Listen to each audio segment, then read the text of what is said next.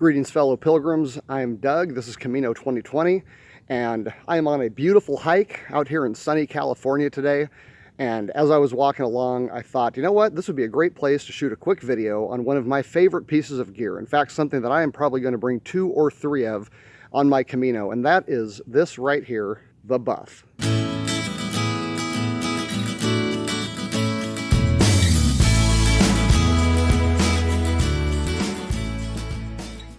If you don't know what a buff is, it is essentially a rectangular piece of material that is sewn around on itself so that it forms a sort of material tunnel.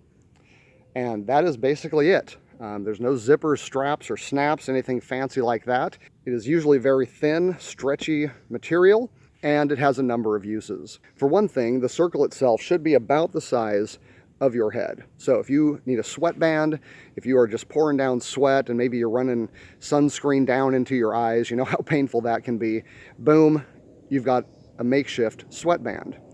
If you take it off and double it, you've got a wristband. Now, I know it's not the 70s. People don't work out with sweatbands around their wrists anymore.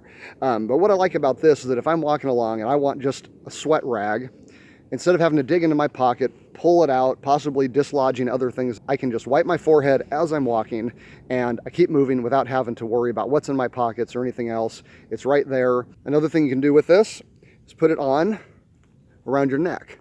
So if you're out in the sun, maybe you need a little bit of sun protection, or if it's cold and you want a little bit of warmth around your neck, but you're not wanting to zip your jacket up and seal off all the heat, this forms a nice, loose, comfortable band around your neck. One thing I have used the buff for today is a breathing mask. Now, no, it's not because I'm in California and there's a lot of smog. This probably would not help with that. But several times today, I have walked through a cloud of those little irritating bugs, little gnats or mosquitoes or something like that. And I don't know about you, but one of the things that makes me rather paranoid when I'm hiking through bugs is I don't really want to be breathing in my protein for the day. So I can just pick this up, I'm walking, I'm breathing, I don't have to try to hold my breath or, you know, lean into the wind so the bugs aren't going in my nose or my mouth. I've just got a quick mask. Another use for the buff in a situation like this, which I would not actually use today because it's too hot, but let's say it did get a little cold. You can pull it up into ear covering, pull it forward, and you've got a bit of a hood. Of course, this would not be something that would keep the rain off you, but it does offer a little bit of extra warmth, a little bit of wind resistance, and because it's so thin, it's not really adding anything to your head that's going to keep you from putting your hat back on. It's just one more very thin, handy layer to protect you against the elements. How's it going? How long has it been? It's taken me about an hour and 15 minutes. It's pretty much, I think it's 4 miles pretty much dead on from right here. Okay. So today I've just kept this clipped on a carabiner on my pack, and it's been super handy.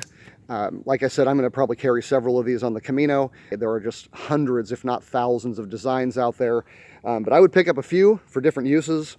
The buff has become one of my favorite pieces of hiking gear. If this video has been helpful to you, please give it a like, subscribe to the channel, click on the bell so you get updates and notifications when new videos are posted, and until next time, buen Camino.